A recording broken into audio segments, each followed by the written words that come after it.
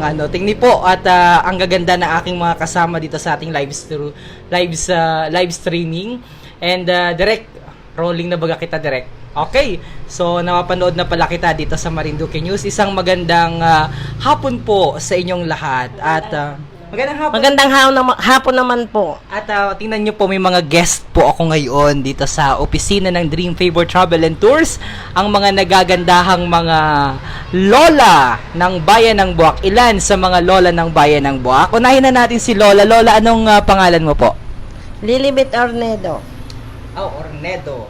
Opo. Taga saan po kayo? Taga Tabi. Tabi. Oy, malapit lamang kila Kaatid Nina. Atirin ko po yan. Okay. Sige, ano ulit? Ano pong pangalan mo nga ulit? Nakalimutan ko? Lilibet Ornedo. Lilibet. Yan, Lilibet. Ito po, si Lola. Anong pangalan niyo po? Ako ay Ermelinda Montalban, pero karaniwan ako'y mas kilala sa Linda. Linda. Taga-tabi din ako. Taga-tabi. Ikaw, Lola, ano pong pangalan Linda mo? Magalang. Nilda Magalang. Lola, meron kang sarili mikropono, ha? So, ikaw ay espesyal. So, sa ating mga kababayan, baka nakikilala nyo po itong ating mga kasama dito sa ating live streaming. Oops! Magandang hapon pong muli sa inyong lahat at siya ko lang kung madami kitang mga kababayan na nanonood. At itong mga lola na kasama natin ay ating kakwentuhan. Sabi ko sa kanila kanina ay baka pwede kitang magkwentuhan gamit ang mga malalalim na salitang Marinduqueño na alam po ninyo. Ano po? Sa ngayon, ang mga karaniwan naman ang mga salita natin, pero meron ding malalalim na katulad ng matatalinhaga, na katulad ng mga naniningalang pugad, yung nakakalimutan ko na ba yung mga salitang yaan, na karaniwan ay ginagamit kung kayo ay nasa kasibulang gulang na nanliligaw. Yan ang mga terminology noon na pag sinabing ikaw ay nanliligaw, ikaw ay naniningalang pugad. Yun. Tapos, ano pa po? Ano pa baga ito? Yung sabi nga ni ay yung tisod hagdan. Ano po yung tisod hagdan? Yun ang tisod hagdan. Nagapakilala siya kasama ang mga magulang, magpakilala doon sa kanyang nililigawan. Yun tisod. So, yan po ay kapag halimbawang manliligaw o madayo ng ligaw sa gustong katipanin. Yun ay pag sinabing tisod hagdan, kausap na niya yung iba pa yung sa pangusisa, yun ay na niya, kung sa kwan ay may mutual understanding na sila ng babae. Paparoon na sa usisaan. Oo, pag para bagang magapakilala, ay pag ikaw ay nagustuhan ng iyong magulang ng babae, so malapit na ikaw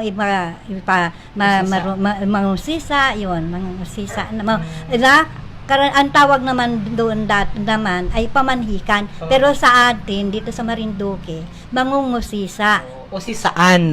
Kumbaga pag ibig sabihin ng usisa, parang ausisain mo kung sino-sino yung mga miyembro ng pamilya, ng kabilang panig, ng babae, ng lalaki. Ano ang reputasyon, ano ang mga kaugalian nila, kasama yung iyong mga character traits sa looban ng bahay, kung magay marunong makisama yung nanliligaw sa marunong makibagay sa kapwa, o kung makibagay din sa inyo, yun baga. Yung madaling maka-adapt doon madaling yung makibagay doon sa mga parientes naman noong nililigawan. Ano po yung isa? Parientes? Parientes. Ano po yung parientes? Mag-anak. Parientes. Ngayon ko lang narinig yung parientes. Kala ko yung parents. Ay, mga magulang, hindi man. Parientes. Kasama yun lahat. Partido. Parientes. Yan po yung salitang kasila. Espanyol. Okay. Yan ay karaniwang nasabi noong mga matatanda sa amin. Kasi nadidinig ko rin naman, ang mga parientes niyan ay mga may kaya sa buhay. Ang ibig sabihin, ang angkan niya ay may kaya sa buhay pag sinabing parientes. So, pag-usapan natin, Lola, nung kapanahunan nyo dito sa Marinduque, kumusta ang barangay Tabi dati? Ay, dati noon ang barangay Tabi ay tabi. Alam niyo pong ibig sabihin ng barangay Tabi? Bakit barangay Tabi ang pangalan niya? Ay, yan daw naman ay hango din laang sa alamat na si Taurus at si Bituin. Oh. Yun. Anong kwento po nun ni Taurus at ni Bituin? Ay si Bituin ay isang niligawan ni Taurus pero tutol sa kanila si yung mga magulang ni Bituin. Ganon sila. Ganon yung istorya noon. Okay. Pagpatuloy niyo po. Ay tapos, siyempre, ay may makakahadlang baga sa pag-ibig. Siyempre, wala naman. Hindi gumawa sila ng paraan para sila magkasama. Kaya laang, ay hindi sila pinalad. Kaya ganon ang nangyari. Si Taurus ay namamambis lamang. Ano Kaya po yung namamambis? nangangawil. Namimingwit. Namimingwit ng isda. Nangangawil.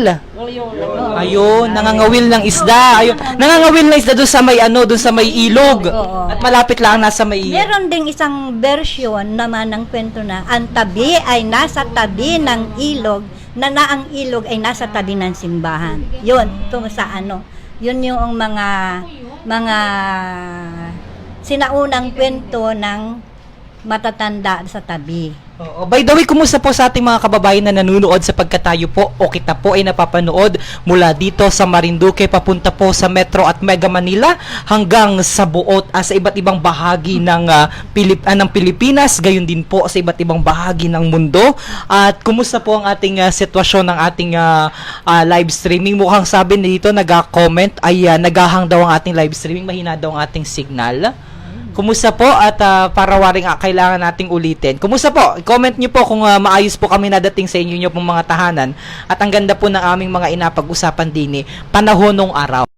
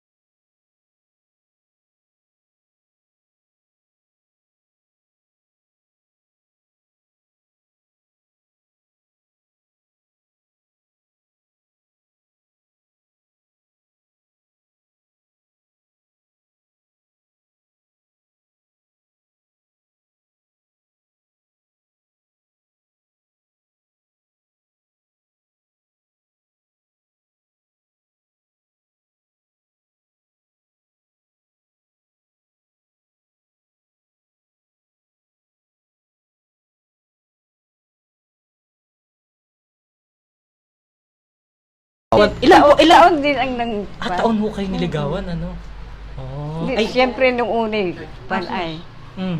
mga magulang ay Stricto. O tapos hanggang sa nagkasal na kinasal na po kayo. Pinahirapan niyo po siya sa panligaw? Hindi rin naman. Hindi. Paano po ang panliligaw nung araw? Hinarana po kayo? Siyempre. Hinarana. Paano pong pakiramdam nung unang harana sa inyo? Siyempre, akabahan ka. Huh? Ngayon po hindi na uso ang harana Sa palagay niyo po ay kailangan nating dapat ibalik yung harana dito sa Ganda ng tradisyon yun. Sayang na may bihira na kasi ang mga nag-ano ng pagharana. Pero noong mga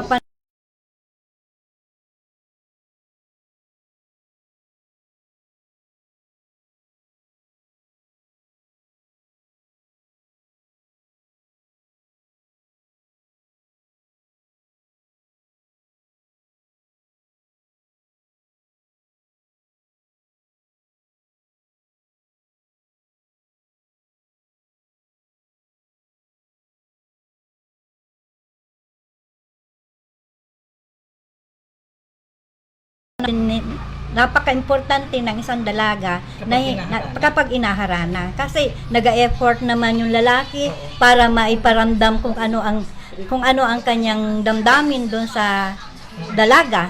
Yun yung ano.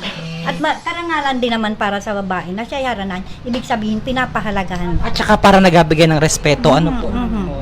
Ay, by the way, tatanungin natin si Nanay. Lola, kumusta ang iyong buhay pag-ibig noong iyong kapanahunan? Ngayon, ako ay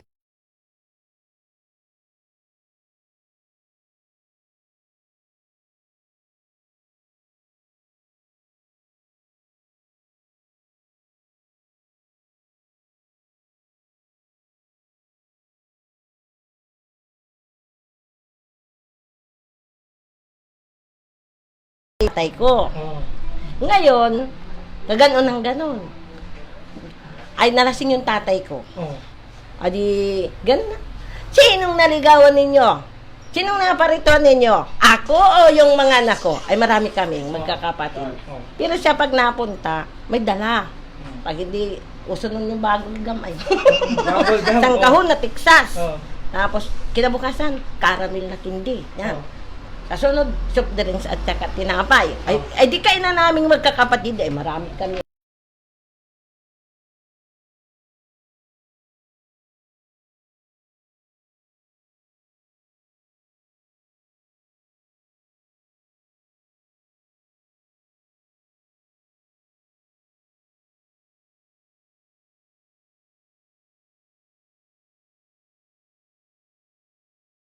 Diyon. Ano pa? Oo. Ay, di, ganito. Lapit kayo daw rin, parinig kayo. Kaupo kami. Takot nga kami sa tatay namin, pero hindi ko namamahalo. Sino dyan sa mga yan? Sino sa mga anak ko? Ay, ako na. Si Lilibit, Jesus, Manusip Santissima sa Pasig. Ay, Mackenzie pa lang ako na. Ay, batang-bata. Oo naman. Oo. Ay, di kasagsagan ng iyong kagandahan ng ho. Ano? Nagapiko pa. Nagapit. Nagatinaguan pa. Oo, At wala akong kaalam-alam nun. Oo. Ay, di, ganon. Di. Ayun na. Tapos na. Bukas, papartin mo yung mga magulang mo. At yung hungusisa. Naku, ayan na mga Ngayon na. hungusisa na. At kinabukasan nga ni nandyan Anong daming dala? Kainan ulit namin. Ay, kain. Pagkain yan. Ay, hindi ka pala, si tatay mo pala niligawan ni Udot, ano? ay, di yun. Ang ganda ng istorya. Ay, Ano po? nung gabi na, di naguya na yung mga kasama. Naiwan sila lahat. Anong takot ko? Diyos ko po. Ay, di pa ano kayo nun, anong tawag dito, medyo pa... Amari ka pa, wala akong kalam-alam. Wala kang Bata-bata pa ako. Oo. Ay, di, kisang gano'n, magkatabi. Kulumutak may kumot. Inakilig. isang linggo akong gano'n. Oh. Nasanay din. Pag na gano'n, talaga?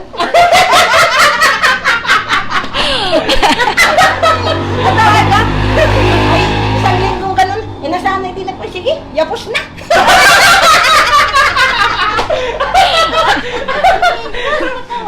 Yapos na rin Ay, siya, ha? niyapos mo rin. Ay, yapos na. Alright, tayo po muna ay magabalik dahil medyo parawaring... ay, si Talili ay sikat na, sabi ni Edward Dora Pareme. Sabi naman ni Hermione Margaret, yan ang tawa, kakatuwa naman ari. Ay, makamandin pa, ano. Teka daw po nga, parang hina ng signal namin, kami po ay pansamantala magabalik. Nasaan yung ating director? Parang wala na kitang kasama dito. Direk! At teka po muna, at ang ganda ng aming istoryahan ay talagang nakakatuwa ang mga lola. Ano po, ang dami nilang istorya. Ay ngayon ay parang iba na po ang mga kabataan ngayon. Ano? Oo, sandali na lang. Hindi mo alam, tricks lang. Ay pala magka din. Sa bagay, different. Ang ano din siguro ay depende rin sa mga kabataan. Nasa sa kanila. Ano? Ang palagay ko kapag ang iyong halimbawa, apo o anak na babae ay busog sa pangaral ng mga yung Magulang. right conduct and good manner. Alam nila kung paano i-handle yung mga bagay lalo't higit pagdating sa may nanaligaw. At dahil nagasabi din naman sila ay At marami pa po kitang pag-usapan, mabalik po kita. By the way, bago yan, meron kami ditong tinapay mula sa Solomon. Ay, maraming salamat sa Solomon, ha? Sa napakasarap na buns. mula po ito sa Solomon na kasama natin sa Marinduque News. And by the way, kami po ay pansamantala magpaalam. Paki-off muna direct yung ating mikropono, yung ating live streaming. Kami po ay pansamantala muna magpaalam dahil mukhang malabo ang aming signal.